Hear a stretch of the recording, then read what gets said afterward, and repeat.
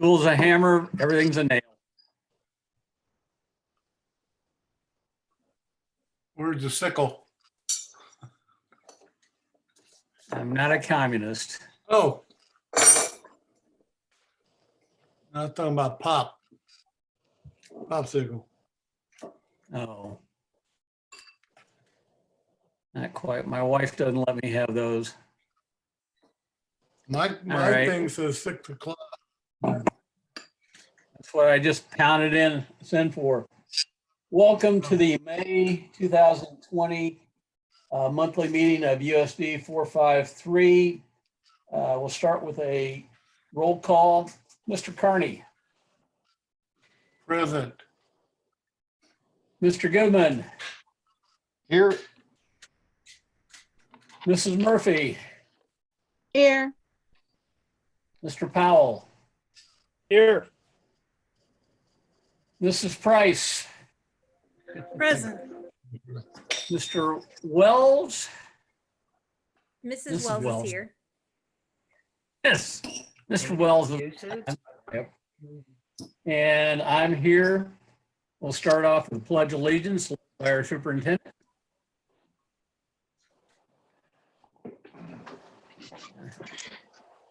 I pledge allegiance to the flag of the United Allegiance States. To the flag of the Flag. United States States of America. and the republic To the One republic. nation, To the republic for stands, one nation, under God, indivisible, with liberty and justice for all. Liberty and justice for all. I guess Babel doesn't work real well on a Zoom meeting. No. All right. Discussion statement. The mission of the Leavenworth Dr. Public Russ? Schools is to prepare every student. It's to prepare every student for success in every classroom, every day. Moving on, agenda item 1.4, scheduled input. Once again, this format of Zoom meeting is not conducive to that. Board appreciates patrons taking time to talk to us about our policies and procedures. Your comments should be directed toward policies and procedure our administrators established to carry out those policies, and to those individuals whose area that comes in. We're sorry we can't listen to anybody, get feedback in real time in this particular format. But we hope to resume normal meetings in a next 1 or 2 meetings, depending on what the status of the COVID is. All right, next is adoption of the agenda. Mr. President, I would like to make a motion to adopt the agenda as present. Second. Okay, we've got a motion. And we got a second from Mr. Goodman. Motion from Mrs. Murphy. Any discussion? All those in favor, raise a hand. Okay. 7-0. Thank you very much. Moving on to agenda item number 2, consent agenda. Anybody want to take anything off the agenda? Consent agenda? I'd like to make a motion to approve the consent agenda. Okay, motion by Mrs. Murphy. We have a second from Mr. Carney, I believe. All those in favor, raise a hand. Yep. You did second it, right, Mike? Yep. 7-0. Consent agenda is passed. Okay. Moving on to agenda item 4, land swap agenda. So this, sorry.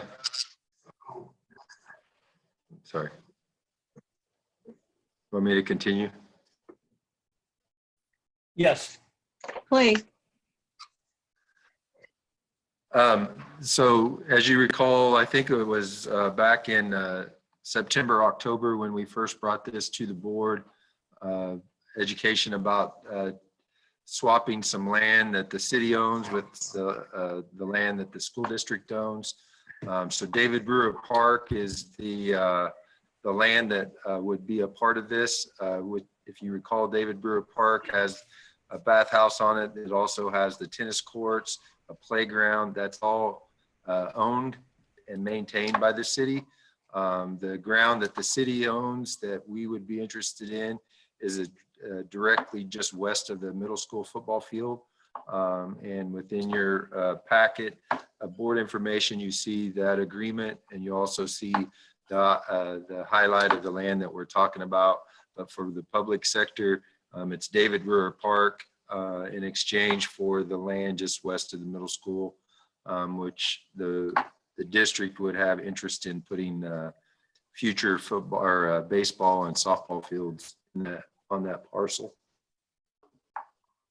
And so this would be the board just confirm- approving that. And so if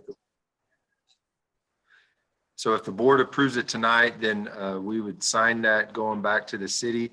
And then there's a 30-day window where the city would publish that, or we would publish it together in the paper to see if there's any public protest before it would become actual official. So there's still one more step after our board approves it. The city council approved it at their, we're in March. April or May, so at their April meeting. Yeah, April.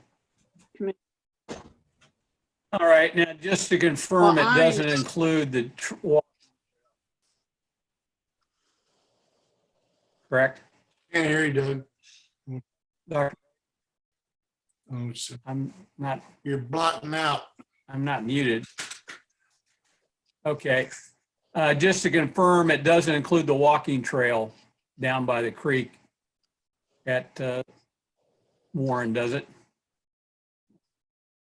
No, we will have it surveyed. Once we officially get it, we'll have it surveyed. And then we'll get some additional architectural type things for it as well. But no, it's just the area that's marked on the contract. Okay. Now, do Yes. we need to make, when we make Motion. Mr. to do this? Mike, Mr. Powell had, yeah, We Yeah, haven't it's a voted. quick question. Does this require a public opinion or a public meeting? And if it does, would we do that jointly with the city? So, public Mr. hearing. Powell, the city's already had public meetings on it. And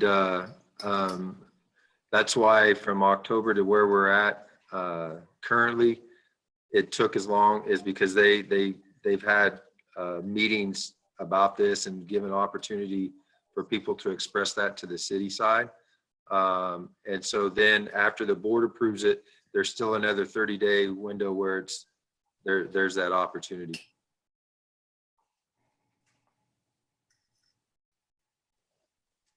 Any other comments, questions?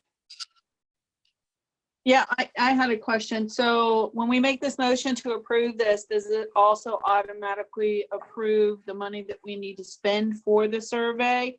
Or is that already included in with the package deal approving this purchase or exchange? So that would all be separate and after the fact of actually obtaining the Okay. agreement fully being, it would not include any financials at this time, no. Okay, all right. I'd like to make a motion that we approve the land exchange with the city of Leavenworth for the property diagrammed around the Warren Middle School area in lieu of the other park.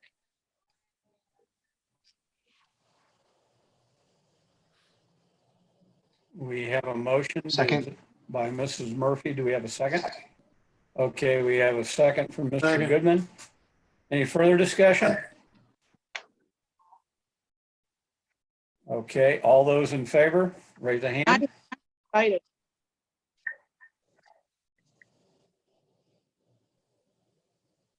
Okay, I see 7-0.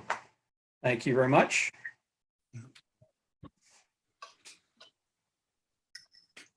Okay. Moving down to June board meeting discussion. Dr. Rose sent out or was it an FYI? I can't remember if it was that or an email, FYI. but talked about how our June meeting, we could do it like this. We could do a mixed Zoom physical presence. We could do a physical presence at the board office. We could do a physical presence at another facility that would be, large enough to hold us, like, for example, the Warren expansion. The board's feelings. Danielle. I would just like to say, if Danielle, you're- travel bans are lifted, I'm expected to be on vacation during that time. So it does not impact me. I will be either Zooming or calling in one way or the other. But I think as soon as it's healthfully responsible, we open this up to have public comments since we have so much construction going on. My 2 cents. I agree with Ms. Wells. Okay. I would like to do it in the Warren expansion so that we could at least have, even though we don't usually get large audiences with patron input, it would still enable, 5, 10, whoever to come in and ask whatever questions with everything going on. And I think that would help unify a lot of the decisions between us, the community itself.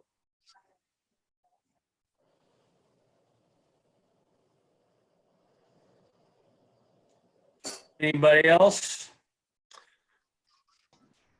We I could do a just combination of would the two. prefer, I do like um, the idea of having it in the Warren Center, but also have it open as a Zoom meeting, just in case people that have gotten used to this particular format and are watching in absentia can continue to do so.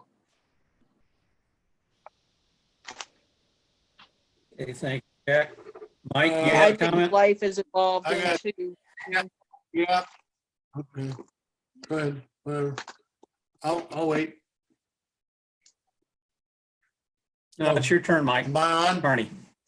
2 mics. Oh, I'm Yes. just in favor of, if we can, but if everybody gives us our blessing that we meet in person somewhere, because this Zoom's great, but half the sound is blotting out on me. I'm with my computer and you don't hear people, and it's just kind of disruptive as far as I'm concerned. But wherever, it doesn't Okay, matter. so- We can meet eye to eye and maybe hear each other talk. Okay, what I've heard from everybody except for Judy, Mrs. Price, if you've got opinion, and Mr. Powell.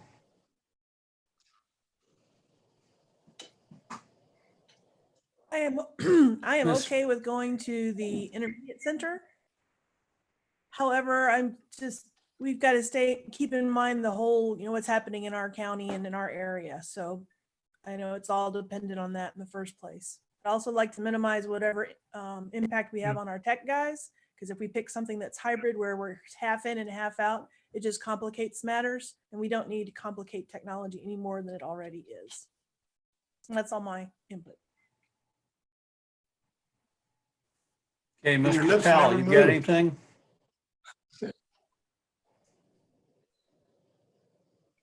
No, I think that they're all good observations. I'm good either way. Okay, so, Dr. Roth, I think we need to let it be done at the expansion, the intermediate center at Warren next time, and Mrs. Wells can zoom in. They would be recorded anyway, correct? If we do it by Zoom, it would be recorded. If we come in live, I'd have to get with Nick to see if there'd be interference between Zooming it and recording it. we'll get that figured out though. Okay, so let's just plan on doing it unless somebody's got violent objections, assuming that the health officers let us do it. We'll do our June meeting at the Warren Intermediate Center. And hopefully the slide will be done by that time. And The those of us entire, who the choose to entire can center take will be advantage. done. Yes, All the right. entire center should be done by then, except for possibly the painting on the gym floor. And the other thing, just to keep in mind, if everything stays on course, we should be in phase 3 by then, which would be 90 people in an area keeping social distancing of 6 foot, which with the commons area, or quote, the bridge at the new intermediate school, it will be able to accommodate that. Okay. That's good. All right, I think you have your marching orders, Dr. Rowe. So we'll move on to item 6, bond update, capital outlay projects. Mr. Darling, can we back up just one more second? We were looking at we were looking at the 15th, if the board was still interested in keeping the special board meeting, or the 17th, because originally we scheduled that the quarterly board, the special meeting in April and June. June was going to be state assessments. That may or may not be. We could talk KISA, we could talk some other things, but the way we ended school and those state assessments, those scores, so it's up to the board. We could definitely fill that slot with but we had talked that it was going to be primarily state assessment discussions. We could still talk that, but it would be a little different than what we were originally planning. Okay. Danielle? If we have a June special meeting, I am perfectly fine with that. I'm sure we have plenty that we can talk about. I would request that it be on the 17th and not the 15th, if at all possible, if those are our two options. Or really, we're at the service of the board, but we had originally tried to keep some of those timeframes when we originally started talking about doing this, but we can do whatever date the board would choose. We can give you some dates on the 8th and schedule it after that too. It's really up to you as a board.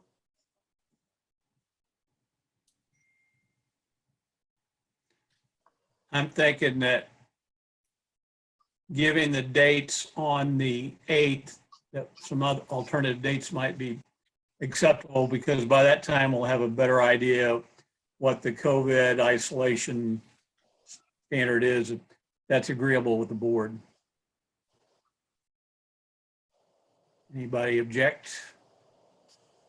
Okay, we'll find out on that. We've got Danielle recorded for 15th not being a good date for her, and we understand that. Okay, got anything else on this particular item then? All right, let's move on to No, I'm good. bond update and capital improvement outlets. I'm actually going to share this with Good Matt. evening. One of the things when we were reviewing the board agenda with Mr. Darling and going through the board agenda, he had some great questions, and one of them was one of them was where we're at with our capital outlay projects, especially for our summertime, and then also kind of a bond tie into that. And so Matt's got a presentation that will take us through most of that. I'll chime in here and there, but I'm going to go ahead and turn it over to Matt. So Matt, you're on. All right, good evening.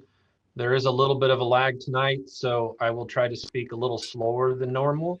If you have questions, I'll be watching the screen. I will share my screen right now, so if you give me just a second.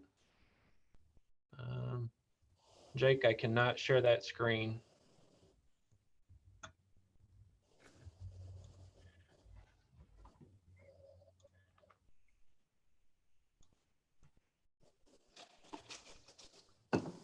Dr. Roth, is Jake in the same location with you? Give me 1 second, Matt. Give me 1 second, Matt. Yes. Sure. All right. So I'll just say, as we get started here, when we went into the bond, we talked about some dollars in the bond to be earmarked for capital improvement projects. And we would be taking our capital improvement general dollars and plugging that into this bond work at the same time. So we planned ahead, made sure our numbers were balanced the best we could. Of course, there were a few things that came up unexpectedly, like our floor at the high school that we were able to take care of, and some other smaller items over this time frame. But we've dedicated our annual capital budget to taking care of really 5 major projects. It's expanded a little bit, and we've got some more bang for our buck as we've talked through this, as we hoped we would. So, Mr. Darling, to your questions tonight, once I can share this, we'll kind of go through all of the projects as a bond, as a capital, and then kind of review with some pictures of where we're at. All right. Go ahead and try again, Matt. Yep. Oh, it's screen 3. There you go. Whoa. We'll get this figured out. Okay, does everybody see the presentation? Yes. I can read that with Yes? no Okay. glasses. Okay, so our bond Very good projects font. are the larger. We have the big project being the secured entry at the south side, south entrance of the high school. That was coupled with the south parking lot regrade, new asphalt. And we also were relocating the gas meter as we did this project. So that south entrance is going to have a new look to it. It's going to allow some more stacking of vehicles. And overall, the flow should be much better than what it is right now. I have an image I've inserted here as we get into the pictures that will kind of demonstrate that as well. So that actually started big equipment out there today. If you drove by, you'd seen some a track loader, a Bobcat, and they're just getting after it, tearing out all the asphalt. Interior, they're starting to develop a dust wall, and I believe they're going to start demoing inside the doors on the south entrance and the planter boxes inside, making way for those new collaborative areas. The other big bond project, aside from Warren, is Lawson, and that's the renovation of the entire school, as well as addition. And then we have Warren, which has we're completing that intermediate school with the exterior items. The gymnasium, as Dr. Roth said, the mid to late June, we'll be putting paint on that floor. Found out gym equipment will be installed within the next week. And then they'll start laying the floor down right at the end of the month, 1st of June. With Warren, we also have the kitchen remodel and the expansion, special education renovation, the secured entrance, the office renovation over at the main, I guess that'd be the west side, and then the pod area renovation for all the collab areas. And again, I have some pictures as we're taking walls down and making some of these areas open for the new interior finishes. So the capital projects seem to be outweighing the bond, but some of these are smaller dollar projects that were that made sense to take care of during the bond. so we could couple those with some of the contractors that were already on site. The north parking lot asphalt overlay, we looked at that late last year, kind of too late to get good pricing. So we pulled back, just did the lighting. And now that's going to get put into the south parking lot work that we're doing. At Warren, we're also doing some asphalt overlay. This is on the bus lane and the parking lot side. This is in addition to the parking area that you approved the last meeting over by the stadium. We want to update, and we will improve the lighting on our parking lots at Warren by going to LED lighting. Our exterior doors and window package has come back, and it looks like it's within its budget. And so we'll be looking at replacing all the exterior doors, exterior windows, which will replace some of the rotten metal frame doors that we have and some of the windows that have been leaking for a while. Part of that, we also received new interior blinds and trim work around those windows. So they'll look brand new on the inside and outside. We talked just about the stadium parking lot. The library remodel was approved a few meetings ago, and that is being handled with Nabholz doing self-performance with their service department. They're making quick work of that. They already have the interior wall down, and all the carpet is stripped up, and they're getting ready to start framing up the walls inside for those breakout spaces. One of the bigger capital dollar items was the rooftop unit replacements. And so we're looking at replacing all 17. Those have all been delivered and are sitting in the crane yard of the mechanical contractor who was awarded the project. The curb adapters were being sent here within the next week. So I'm anticipating that we'll see new rooftop units going on Warren, the original building, within the next 3 to 4 weeks, as they can schedule a crane and get it into our yard space. And then the last piece would be the fire alarm, clock, and intercom upgrades. Lawson, I'll try to speed Matt. up a little bit here. We have talked about it. Yes. I didn't know if you wanted to hold till the end for questions. If you do, I can wait, but have we replaced those rooftop units with Warren, any of them before? Is this the first time on those? No, sir. Yes, sir. They're 20 years old. First time they've been replaced.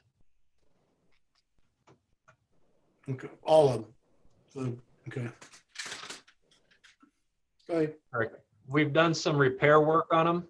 We've done repair work, but we have not replaced any of those units. Okay.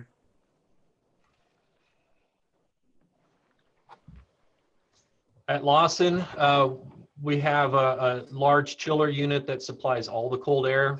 We have looked at, designed, and bid, and it came back within our budget for 2 smaller chiller units to give us some redundancy so that they can operate independent of each other, where it will allow the building to run at partial capacity and not risk, dismissing school because of no air conditioning in the heat of the summer or 1st of August when we come back.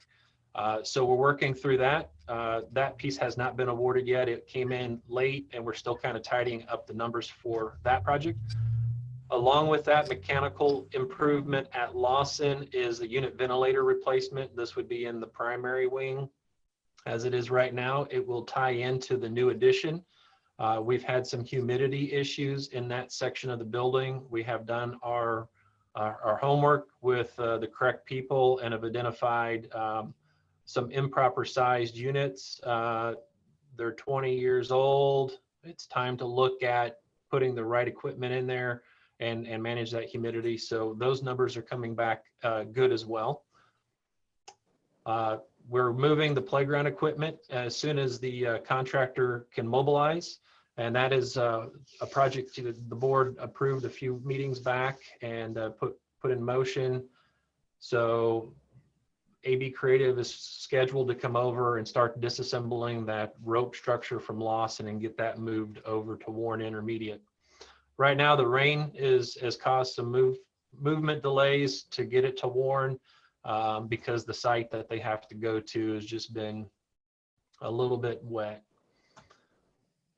The entire district will be receiving some slurry coats, as we discussed, I believe, last month. Mr. Stoka had presented some of those options to you, and that was approved to take care of several of our parking lots to slurry coat and extend the life of the asphalt. And then the last capital project that I could put on here was the special education suite renovation at Henry Leavenworth, where we're taking 2 classrooms, connecting them via a doorway and a glass door, and then renovating the restroom to be a little bit more ADA friendly. So it will allow for some of their specialized equipment to fit inside. In the next several slides, we're just going to show you some of the progress that we've had just in a short amount of time for Lawson, Henry, and high school. Nice. So Lawson, this is just an interior look of some of the demo work that's already taken place. Let's see, this is your library. This was the,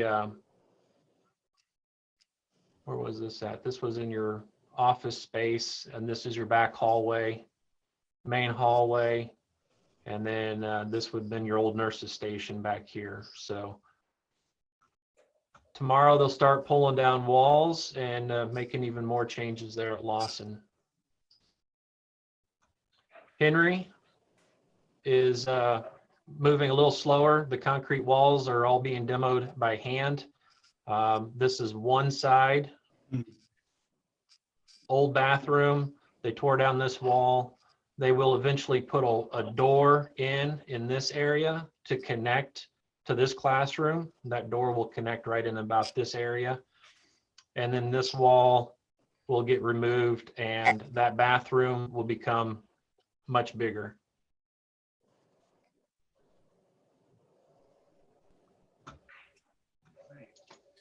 So we have several pictures here for Warren.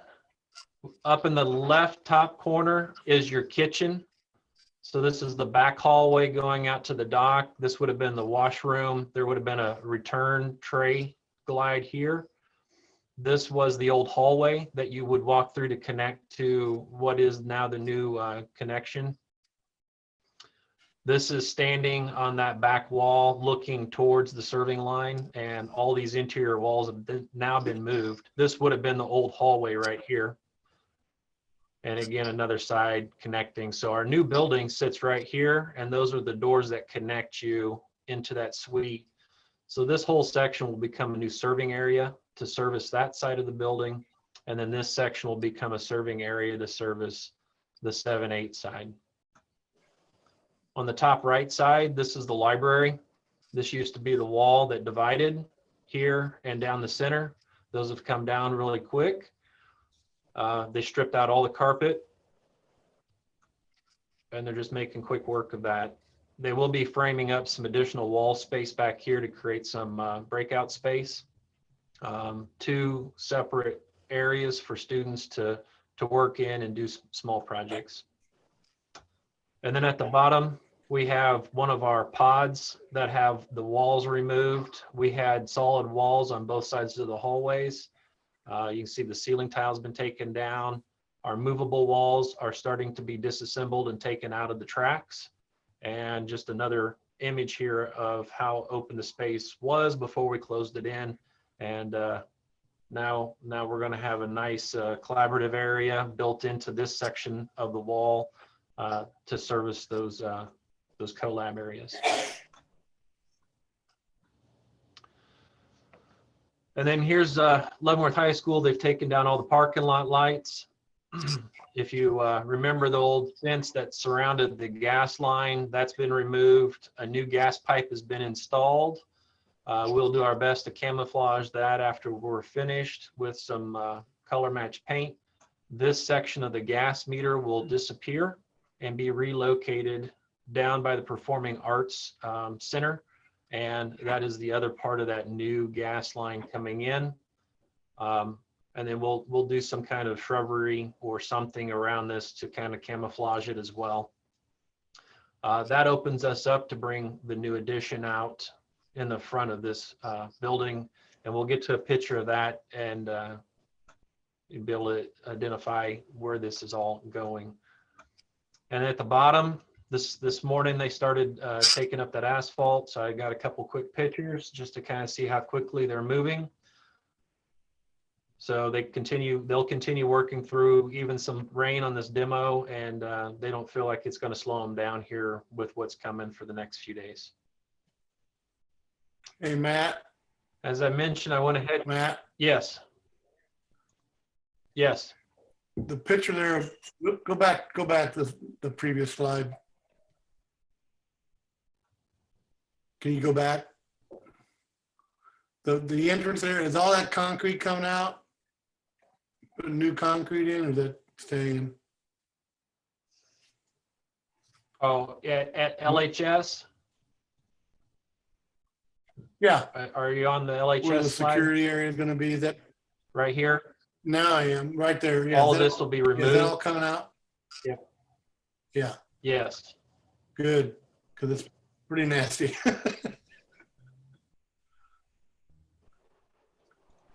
All right, thank you. Yep. Okay, So just briefly, we're taking this opening and moving it in line with this roadway, providing stacking space for vehicles to come up and wait, providing 2 entrances and exits, and then you also have an exit here. So this makes better use of the parking the way it lays out. This is one of our early renditions, and the current plans do reflect this, putting our ADA parking up closer to the building, and then just making better use of this this parking space in straight lines versus the angles that we currently have.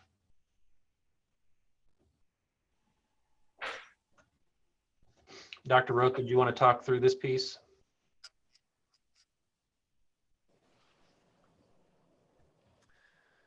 So this is the secure entry that we have worked very diligently with to try to get it within budget on a design that is one that allows people to actually know the side that they're coming in on, and also have the security part of it, but also have that welcoming type feel.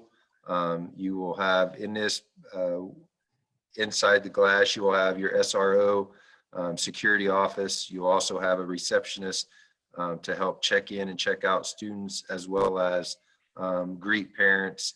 And if a parent doesn't necessarily need to enter the building, they will be able to stay within this vestibule in a safe, secure area as well. And so it's taken a long time to get to this because there was a design in mind that we wanted, but it also had to meet within the budgetary constraints of the bond. And so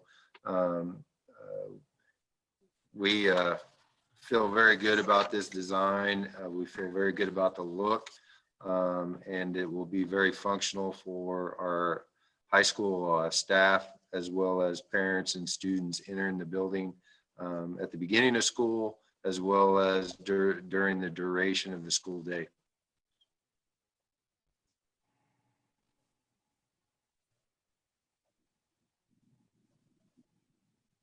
It's quite So attractive. just a brief recap on the budget.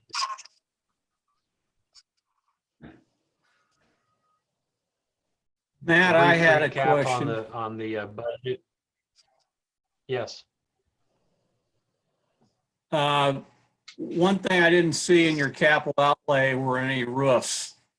That would just kind of surprise me because roofs tend to take up, a considerable chunk of change every summer. So you could talk about that for a second. Sure. So you're correct. It's been a few years since we've done a roof. They are expensive and we have a couple that do need attention. So currently what I'm doing for the board and for myself is updating our portfolio as far as that goes on the conditions of our roofs, working with our Trimco company that we do a lot of business with. They are putting together a condition report for me. We've had that before. They're just updating it and then providing me some budgetary numbers. I do anticipate about $500,000 a year for a few years out as being a recommendation, and we'll be able to kind of work with what is being recommended. So my anticipation is next year, I'll come back to the board with some roof repairs and ease back into it as we exit the bond and try to make good on the budgetary promise that we had to try and devote some of our capital dollars to getting the bond projects done. And then once the bond's done, we'll start going back into the roof repair business that we had been in for a while. The good news is most of our roofs are in good shape. We do have a couple that are aging out and need some attention before they become critical. And I think within the next year or two, Mr. Darling, if we can get get those addressed, we should still be in great shape. Thank you. You're welcome. And just to touch on the budget for all the work that we just went through, without getting too deep into it, we started with 36.7 million. We added 1.5 million for capital projects, running us up to 38.2. We're tackling a lot of loose ends that we had to take care of on the capital side. We're also seeing a lot of benefits from the new construction and the renovations that we're doing that will be beneficial. We have been able to change a few things to get more quality or more work for the same dollars. And because of that, we're pretty excited that it's all working out as well as it has. The budget is tracking as we anticipated. We have a little bit of growth or a little bit of shrinkage, and we have dollars stuck in there to absorb that. So right now, I think our group that works together every week is very comfortable where we're at right now with the bids that have come in and where the expenditures have been. And because of that, we're taking a look back at some of the things that we have value engineered and just reconsidering if there's a better quality product that could be installed for a little bit more money, or a little bit more scope of work that could be done. Then maybe we worked out of it to make sure we came in on target. So overall, I think we're really comfortable with where we're at. Seeing a lot of value out of the work that's being done. And I know for a fact that Dr. Roth in every meeting holds NAB Holtz and DLR to delivering what they promised and squeezing out as much as we can and be reasonable. So that's where I'm at. If you have any questions, I'd be happy to take those. Matt, I have a couple. I'd like questions. to chime in on the budget on the 1.5 million for capital projects. Remember, as a board, that was approved during the bond process to be able to do that, to efficiently expand those dollars to be able to capture some efficiencies of contractors and things that were already on site. So I don't want anyone to think that we were 1.5 million over.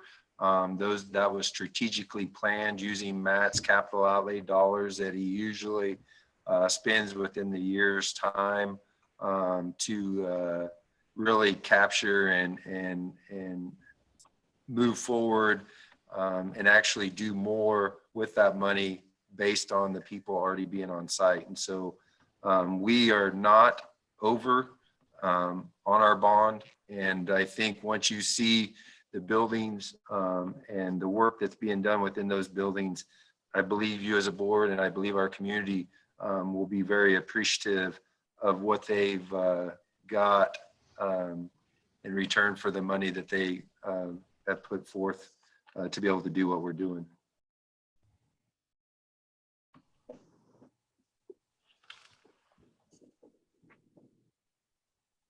Matt, I have a question.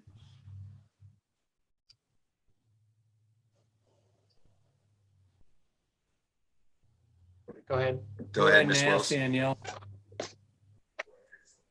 Okay, sorry, there's been a huge lag the whole time, so I wasn't sure if it was coming through. You've been with us long enough this isn't your first bond project. This is the first time we've done a CMR. Are you pleased on your end of the deal with how things are progressing, having Nabholz as the CMR?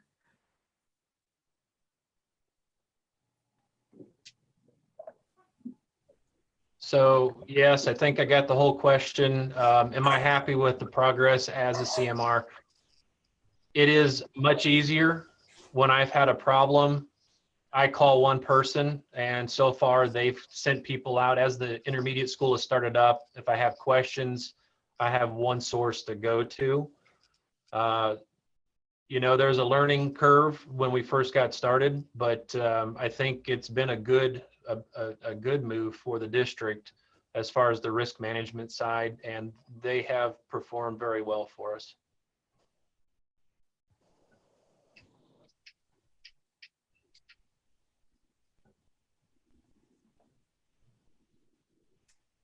Anybody else? Well, thank you, Matt, and Dr. Roth, for that report. I think it's a good way to, as we get ready to start moving a lot of dirt and asphalt and everything else over our part of the year. Now to move on to agenda item 7. We have 2019-2020 school year-end summary. Dr. Roth, I think you've got this one. I do. I feel like you as a board, one thing that I want to, you have been very, very open to our continuous learning model and been very supportive through this. And you've asked, as questions have come up to you from the public, you've done a great job communicating those questions to us as a group to give us an opportunity to answer that. And so really, I want to kind of recap where we've been and kind of share what the possibilities are moving forward. Because I think that, as I tell the admin team as we meet regularly, talking through our challenges and where we can go with this, as we communicate and talk through these, ideas are created. Because as much as I would love to believe I have all the great ideas and all the fantastic answers, I know the more that I rely on my team, the more sound of a plan and the progress that we can make as a group and as a district. So first, I would like to thank the board for their patience as we go through this, but more importantly, even thank you more for your support. So as you know, on March 23rd is when we officially began our continuous learning plan. It was announced just slightly before that schools were going to be closed for the remainder of the year. Dr. Watson and his team have done and has done and continue to do a great job advising us. They've met with us daily via Zoom. And I will tell you, the connection usually is much better than what it is tonight. So I apologize to all of our people trying to watch this meeting and be a part of this meeting with the lag. I know that that's part of it. That's some of the things we've had to deal with in our continuous learning plan.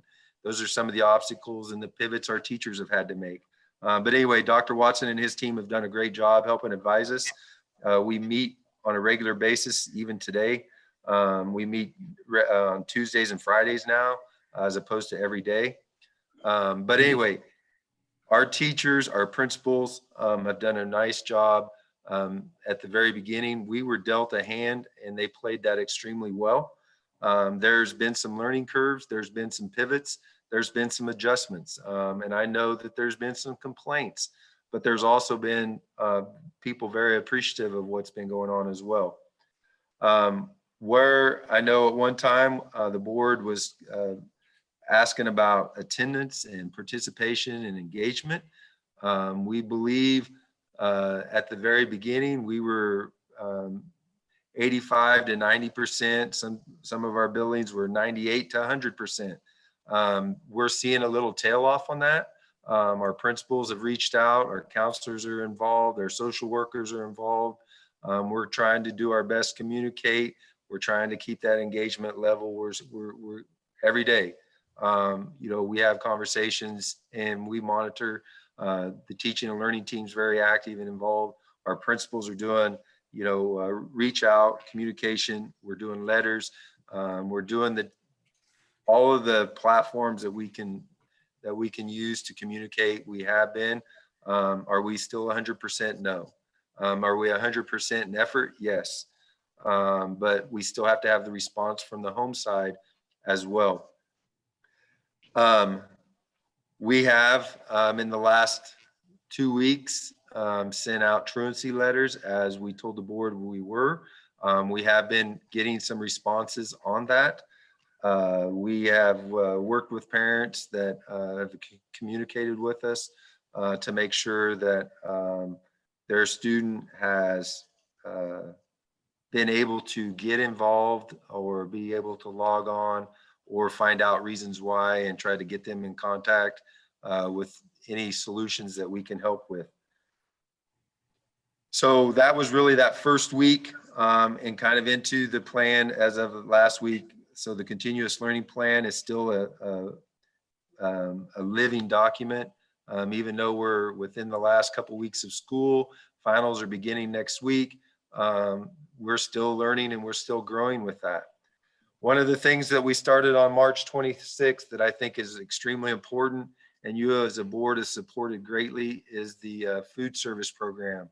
As of last Friday, at the close of Friday, we have served 30,007 meals. I will repeat, 30,007 meals since March 26th.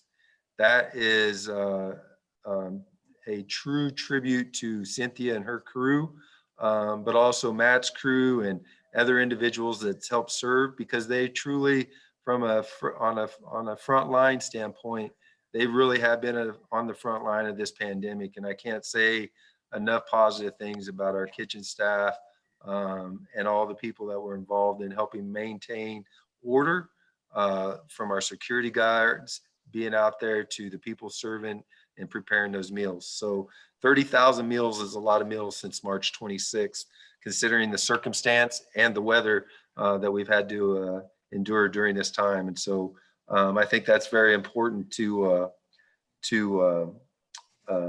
mention. Some of the things that you as a board have really had lots of questions on, and I want to tip my hat to Jake and his crew and Christy at the high school and her admin, is graduation and the preps for graduation. We have spent a lot of time analyzing and looking forward to recognizing the class of 2020 by keeping as much tradition as we can within the ceremony itself, recognizing that the importance of this to each family member and each graduate, and also honoring what our local health official and our State Department and what we believed was the guidance from the governor. And so we planned to start graduation ceremony next week, honoring each student and up to 8 guests to come in a safe manner and a secure manner, following all of the CDC guidelines. We naturally, anytime you alter any schedule, anytime you alter what's away from the norm, there's going to be people that may not totally appreciate all the ideas that and the efforts that go into that. And that's fully understandable. But we did have a fairly positive response to our original plan, and we're going to continue that original plan. But as of last Thursday, Dr. Watson called a special meeting for all superintendents across the state to talk about the graduation in itself and really revising what we believe the governor's order was. And no graduation was supposed to take place. Any exchange of a diploma or any recognition of graduates as a whole group or in a community setting prior to May 18th. And so ours was originally scheduled to start prior to that on an individual basis. So we're having to back that up. With that, Dr. Watson and his crew were very apologetic because we felt like they felt like we were operating under the guidance, but to come to find out we weren't. And the one thing that I wanted to make sure that we did as a district is follow the guidance of any order within or any order that was given to us. The one thing that was told to us is that the local county official cannot make it less restrictive. They can make it more restrictive, but they cannot make it less restrictive than the original order from the governor and the governor's office. And so that's why we've had to alter our plans for graduation. Right now we're planning, as long as we stay on course and we move from phase 1 to phase 2, we are going to start our original plan on May 19th. And to do it the way we're going to do it, we've guesstimated it's going to take between 50 and 55 hours of our time to be able to do that. So I know you as a board have asked questions about the participation in graduation and being able to you're welcome to be present if we get in phase 2, but to be able to participate on the stage and keep our distancing, that won't be something that I think we can be able to maintain with the exchange of the diplomas and how the flow of that can be done. But you're more than welcome to sit in the gym and be a part of that on days that you want to. Right now, our days are going to start the 9th of May or the 19th of May, and they're going to be from 1 o'clock in the afternoon to 8 o'clock in the evening. We're going to ask each family to schedule 10 minutes, a 10-minute window. If we get into phase 2 and they do allow us to do up to 30 people in a group, that will allow the graduate to invite more family members. And we think we can be able to accommodate them in the gym space itself, just not on the stage. And so that's graduation. The kind of looking forward to the end of school. I know Ms. Wells had a question on the end of school. So typically the end of school is scheduled for, let's say, the 22nd of May. Well, on the 22nd of May would be a half a day with students where they would finish up any last minute things. They would check everything in and everything would be done. Teachers would close out the afternoon of the 22nd, check out and begin summer. So in this virtual world, the end of school, as far as new teaching, new assignments, will be at the end of this week. Next week will be scheduling to bring in technology, scheduling to bring back any school stuff, making sure that all of the finals are done, making sure that all assignments are done and completed. One last chance to communicate with teachers. All of that's got to take place, and it's going to be a slower process than what it's been in the past. And so any new assignments, any new learning outside of a few AP finals that would be on that final week, which will be communicated with those students and those families, that process will start. And so each building, depending on what they have in staff, they'll have a little bit of adjustment times to be able to complete those steps moving forward. And so anyway, to answer the question, school will remain in session, working and communicating with teachers through that final week, but final assignments, final things like that outside of it, again, a couple of AP classes that need to take place that following week will end this Friday. That's all part of our application when we sent to the state. That all meets the hour requirements that we asked for within that application when we were applying for the waiver on school hours. So what's that do for us next year? And how do we begin? That's the $1 million question that we're really trying to answer. One of the things that I want the board to be very aware of, and I sent you an email today that went out to the staff. We as a district have to be, and this is to Mr. Powell's point that he's really hit home with me in a few conversations that he and I have had.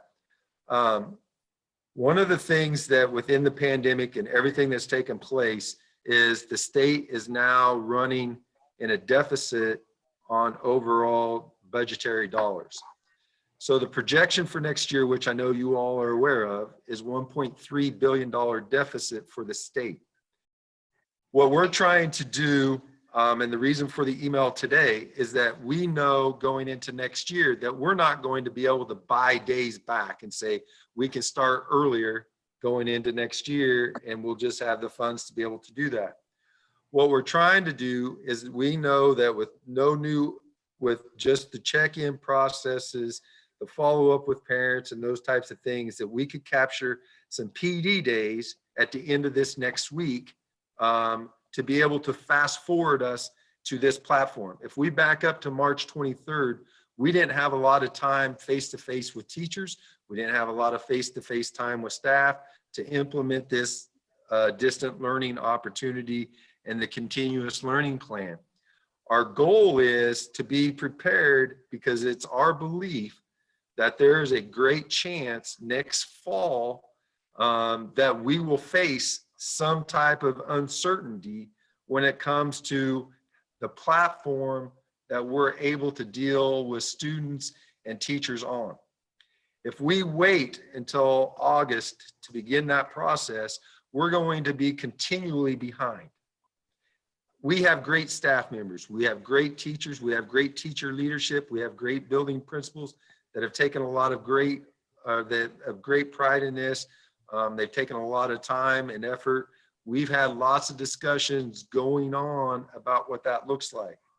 We want to begin that process next week with our staff. We're wanting to bring in as many of them as we can face-to-face.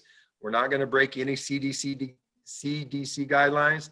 Matt's crew's on standby to make sure that we're have ample cleaning opportunities between shifting. We're not going to intermix staff. We're going to keep people as grouped together through those days as possible.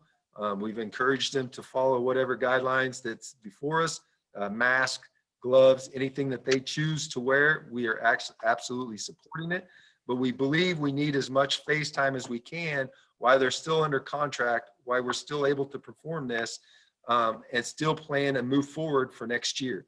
It's critical, even though it's scary, even though there's some unknowns, it's critical for the success of our district to move forward and plan as we go forward to next year. Dr. Watson, in the meetings, his goal is to give us some guidelines by July 10th to what maybe the start of the fall semester would look like. Keisha's given guidelines. You know, we're engaged with communication with other districts. We're engaged in communication with our admin team. We're starting that engagement with our building leadership teams. We're starting that engagement, you know, with our teachers moving forward as early as next week, starting to bring staff back in. If we move to phase 2, just as we mentioned earlier in the meeting, phase 2 allows us to work with 30 people in a group as long as social distancing. We believe we can quadrant out all of our buildings where people will come in an entry or an entrance, leave in that same entrance, and have people entering all different spots by keeping in that same area. And so we're, again, safety of our staff is something I've always taken very seriously, but also knowing in big picture, we're $1.3 billion 55% of that budget is school, or roughly 54% of that is education.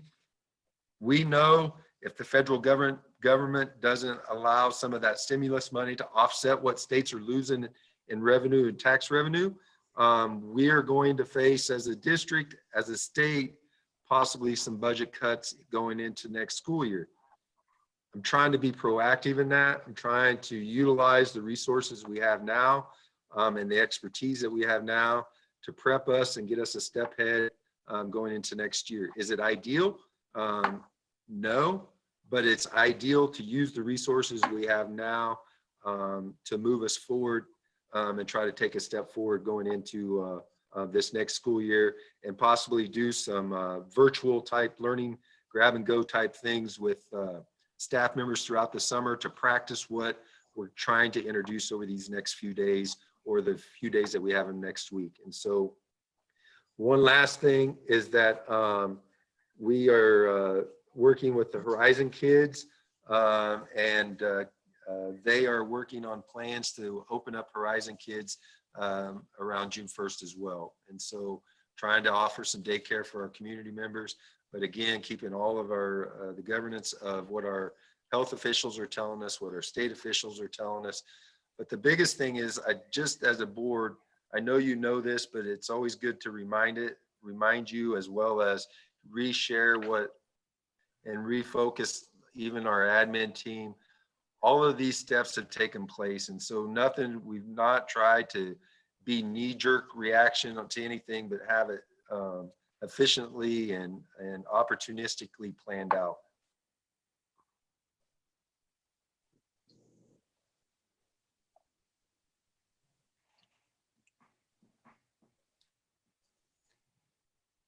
Anybody have any questions from Dr. Roth on this? Can I Mrs. ask for Wells? some clarification on the graduation piece, please? So are we still doing the senior parade? The senior parade is scheduled for the 23rd of May on that Saturday for anybody that can participate in that. And it's more of a processional for the graduates and their families. But And yes. what time is that happening? Jake, can you answer? I believe it's 10 o'clock. 10:30. 10:30. And will we be putting that information up on our Facebook page? And will we notify the Leavenworth Times to get the new information put out? I can answer Yes. Mrs. Wells. That is much like the PD that Dr. Rowe talked about. It's dependent on being in phase 2. So once we're have a better understanding from the state of Kansas, if and when we'll go into phase 2, that will happen no sooner than May 18th. But we don't want to do is promote the heck out of it this week and then find out that we're going to be in a delay into phase 1. So once we're free and clear, absolutely. And those communications have been updated on an ongoing basis, primarily with our senior students and their families. So they are in the know on all those details and understand the situation, that we're trying to do the best we can to celebrate them and their success. Okay. And then are we still shooting for the June 6th for the broadcast, or are we needing to push that back as well? I would say that will most likely be pushed back, because we have to see when we're physically able to start those 313 graduation proceedings. And again, we'll update the families and let them know. Similar to the processional, we'll absolutely promote that, not just for our senior families, but community at large and relatives, both out of state and overseas. But that date might have to push depending on when we're actually able to get started.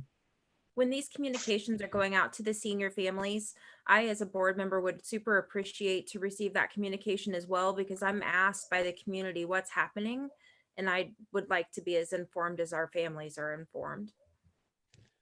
We'll try to give you a summary on that. You might not want every single piece of communication that our senior families receive. As a parent, I know you know that. So we'll try to summarize that and continue to put those in the Friday review. Okay, that would be great.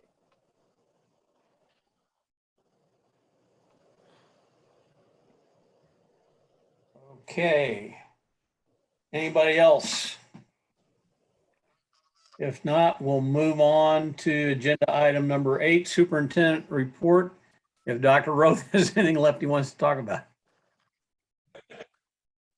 I pretty much combined those two, Mr. Darling. So unless the board would have any questions of me.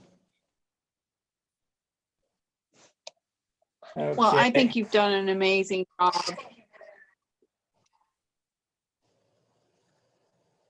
Thank you. This wasn't a kind of, Right. this wasn't the kind of organic interference we would have all wanted to have to navigate our kids through. But I think considering everything, it has been a really well-rounded experience, and each curve was quickly learned to adapt to try and figure out a new way to provide something better if the first one wasn't working. So I appreciate that very much, having a student that attends to one of the classes themselves. So thank you.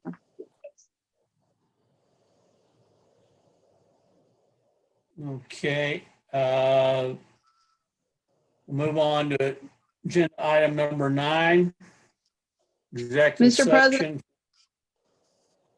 I move we go into executive session to discuss the non-elected personnel pursuant to the exception under the Kansas Open Meetings Act, in order to protect the privacy interests of the individuals to discuss, and that we will return to open session in 10 minutes at 7:21.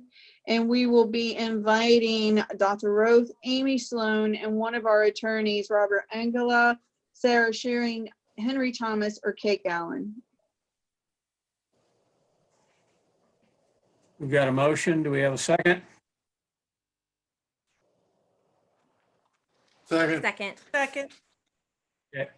All right. I heard Mr. Carney first. So got a motion, a second. All those in favor, raise a hand. Okay. And the phone number for us to call in again?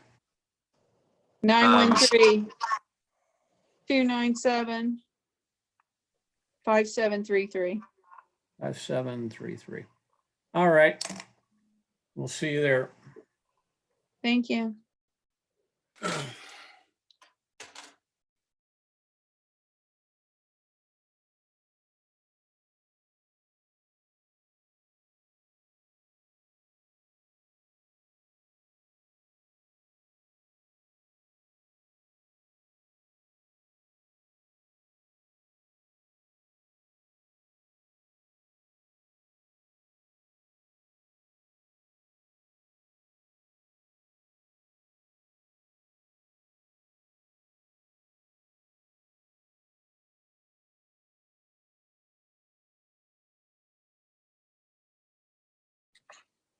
Jake, are you still there? Yes, I am. I just dialed the access code that was emailed to me, and it says that that conference is already ended. Since we have other attendees on this line, I'm going to have Brenda initiate the call from her end. So let's try that. Thank you. I'm receiving the same message, Jake. Okay, I'll let them know.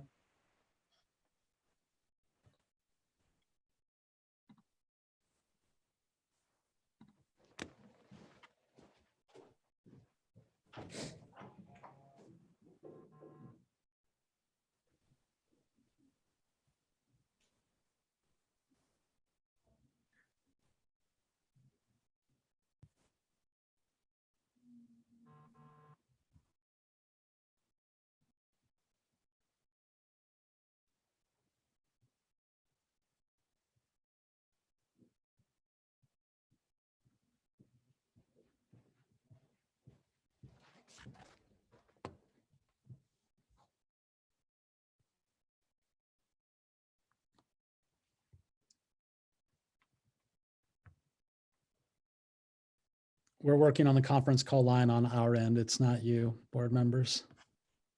All right. Thank you very much.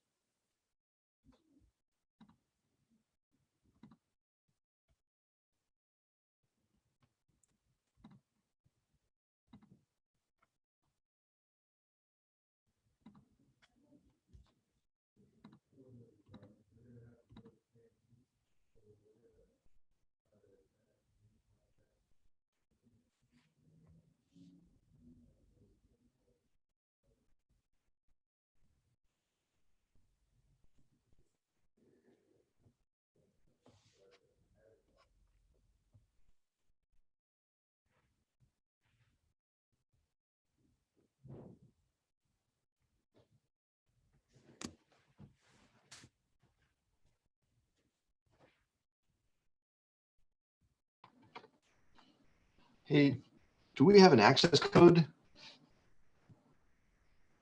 anybody still there? They're working on it. The one that they gave us is not the working one. So they're trying Okay. to get another one. And we can't say it because we're in closed session and other people are listening. Okay, well, if that could be emailed out, that'd be great. Yeah, I Or think that's what texted. Brenda's working on now. Okay. Thank you. Okay. All right.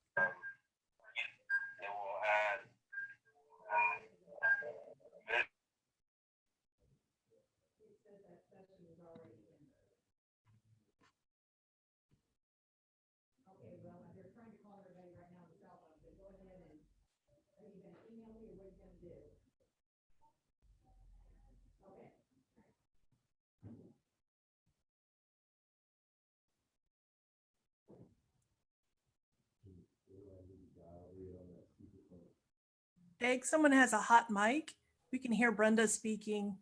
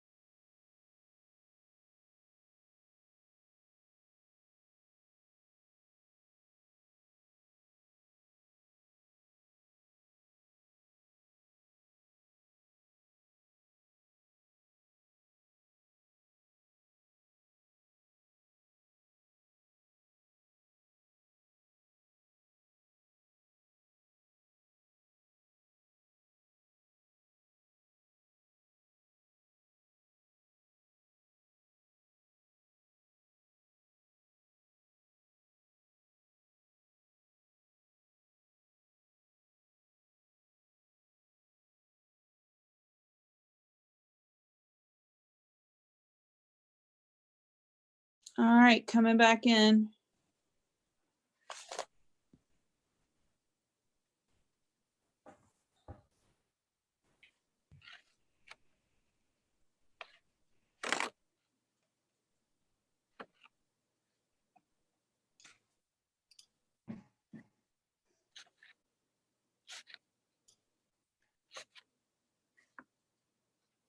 For those of you that don't know, that young lady that's representing me right now is Annalise Dale Darling, born 5/10/20 yesterday. So first granddaughter.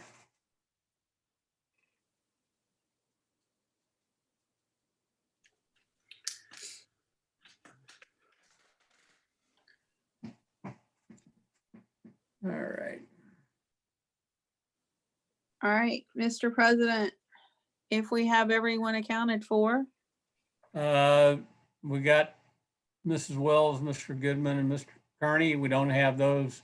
Got Mrs. Wells now. Right there I be. there we go. Mr. President, I would like to make a motion to approve the staffing report as presented to us in our executive session. Second. We've got a motion for Mrs. Murphy, a second from Mrs. Wells. Any further discussion? All right, all those in favor, raise a hand. Okay, 7-0. Moving on to item 10-10.3. Mr. President, I have two motions in front of me. The first one is a motion for final action of the Board of Education in regard to the non-renewal of the non-tenure teachers contract. That resolution is 1920-21021.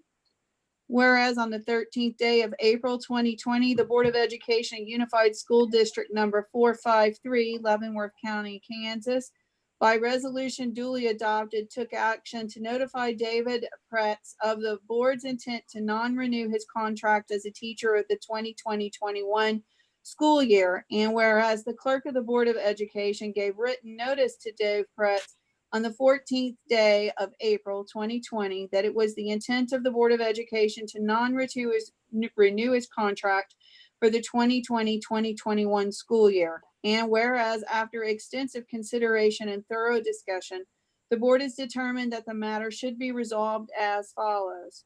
Now therefore be it resolved by the Board of Education in Unified School District number 453, Leavenworth County, Kansas, Section 1. The contract of David Pretz be non-renewed for the 2020-2021 school year. Section 2, that the clerk of the Board of Education give personally or by U.S. mail David Pretz a signed copy of this resolution, adopted by the Board of Education United School District number 453, Leavenworth County, Kansas, this 11th day of May 2020, and it will be signed by the 7 board members. Okay, we have a motion from Mrs. Murphy. Do we have a second?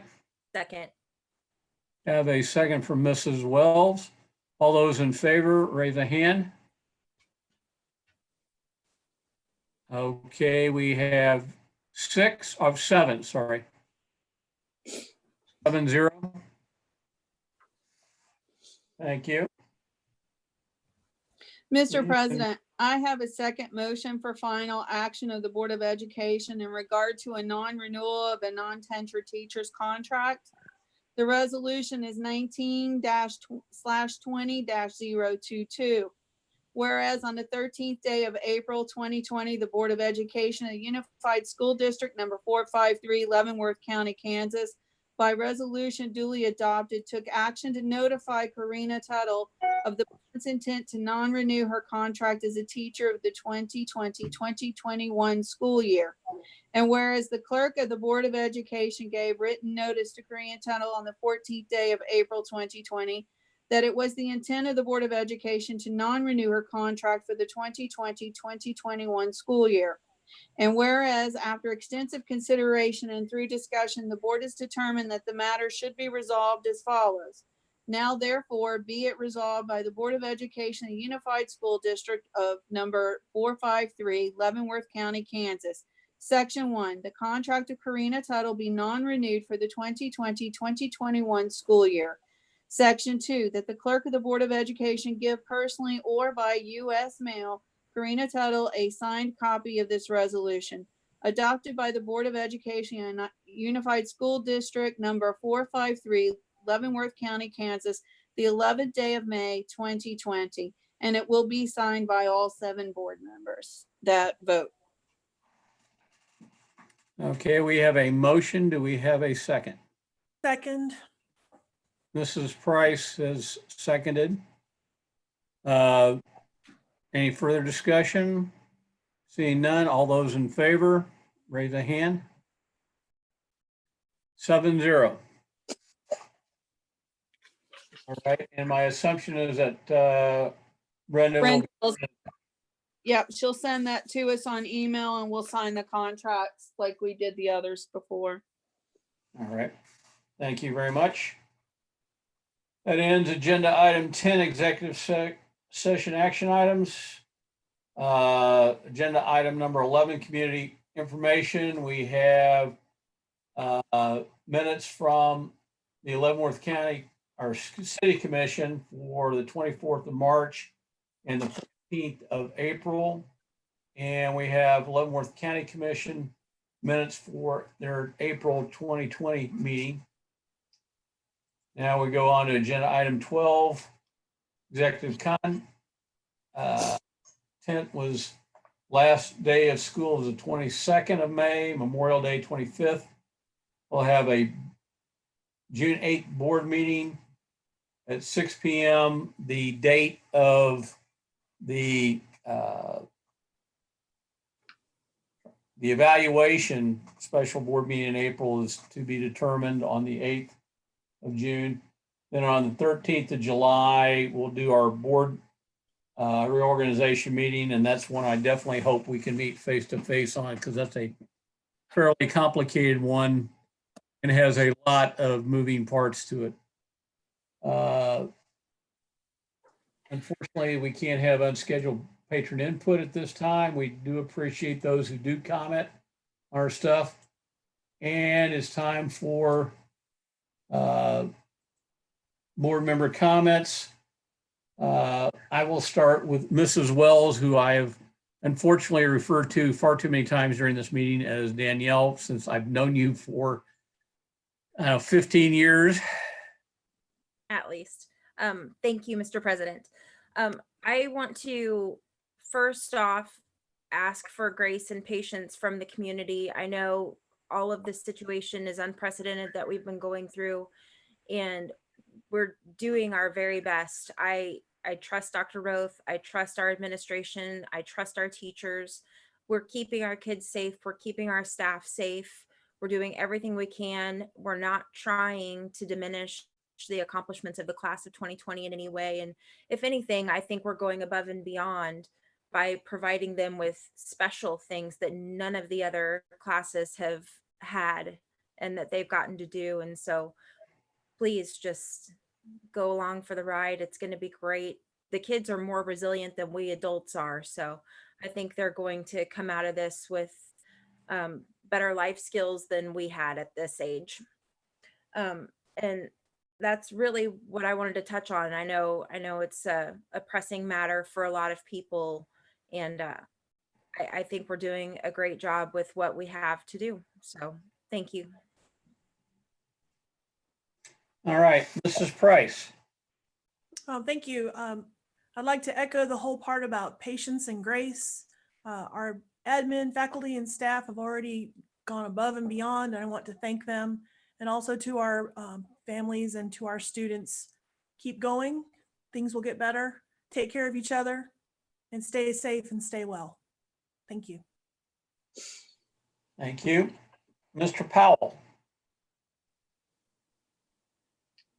I appreciate the opportunity. I would just like to echo, I know we're going to echo the same thing, but it's just, you see the effort of our staff and our teachers and Mike, your leadership it's really this is absolutely an unprecedented time. I think we just know we've lived the moment, but we don't appreciate just how big this moment is.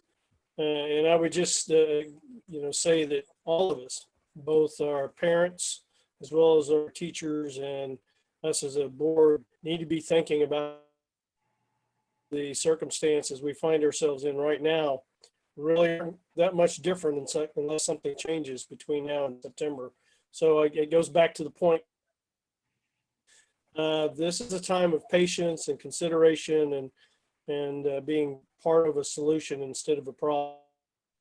I'd like to thank all the staff for the questions that have been asked, and they so in this busy time and complex time have so diligently and patiently answered. So thank you all so much, and I just look forward to what we're ready for September. Thank you, Mrs. Murphy. Thank you. And again, we are going to echo everything with the patience and the grace. And I have to say that our administration with Dr. Roth is a well-oiled machine, but sometimes wheels grind and they have to get greased again. And we pivot and we change and we recalculate and we go forward. And I think they've done an amazing job doing just that. I appreciate all the patience of the parents, the students, the staff, the teachers. This hasn't been easy on anyone. And I know how having kids that have graduated, or even me graduating, that we all have this feeling that this was our expectations of what everyone would have and what everyone would do. And the sad case in the real world that things change, and the good things about that, we get to reinvent and adapt and set new precedents and records of things that these kids could be doing, and they're going to be a big part of history. And I think they're all going to speak volumes on the great things that they will do going forward, just including other things that we learn because of them as we go forward, no matter what changes around our world.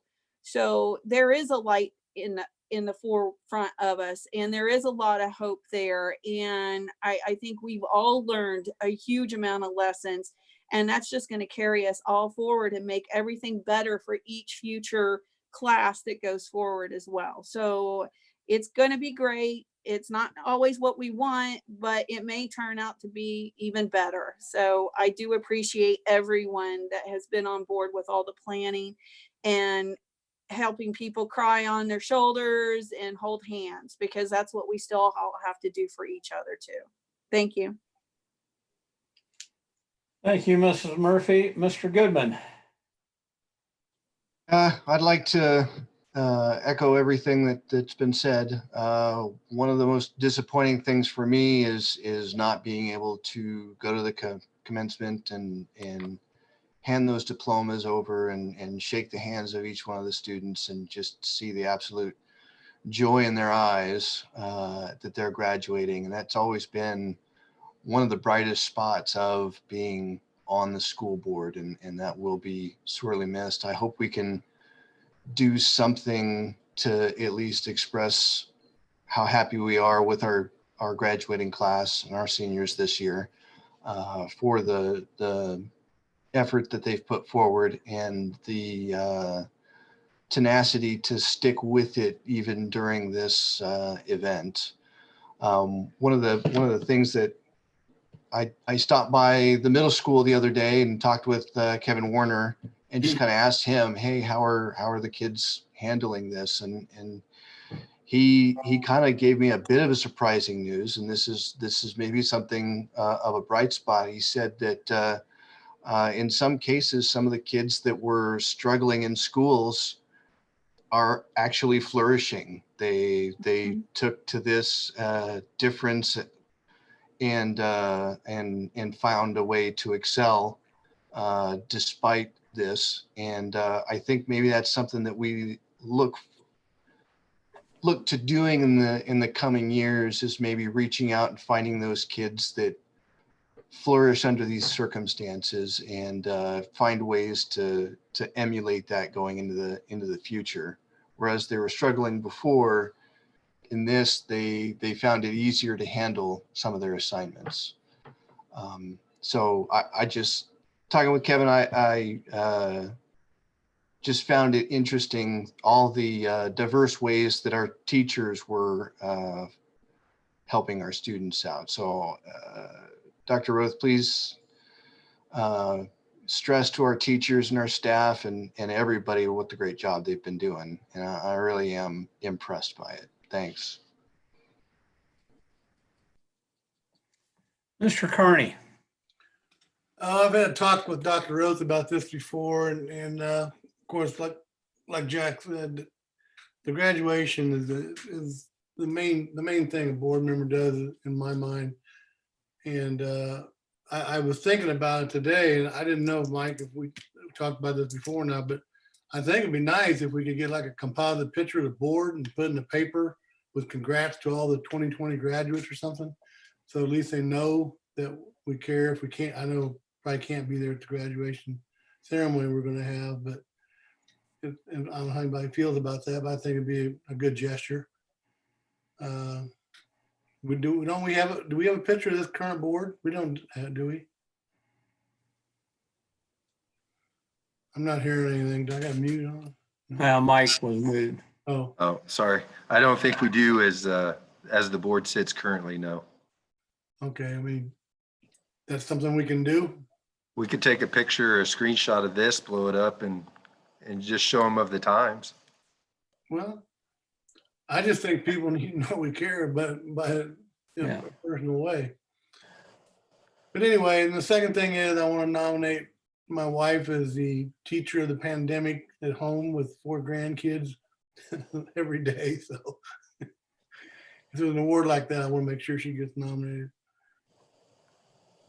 I'm sure there's a bunch of them out there. Okay. And I would, grace has been used a lot this evening by the board members. I would use charity as a synonym for that. And we all need to be charitable to each other and forgiving. Our students and faculty and the support staff have been unbelievably innovative and formidable in their desires to continue doing their jobs. They have just shown such charity to all of those that they deal with. It's just remarkable. And it's our need to continue showing that charity back to them. So Brenda will send us the stuff. I think she's already sent us one of them. She has. And I think Brenda also, I will need to have a copy of the thing for the city, since I think I'm supposed to sign that too. So with that, let's go ahead and call the meeting adjourned. Congratulations, Grandpa. Yes. Yeah. That was my little granddaughter. Unfortunately, she's in a NICU for about a week. Oh, Remember how to change diapers? Doc? That's not my job. My job is to give them a large breed, small puppy, a noise-making instrument, and fill them full of sugar and hand them back to their parents. Absolutely. Revenge served cold.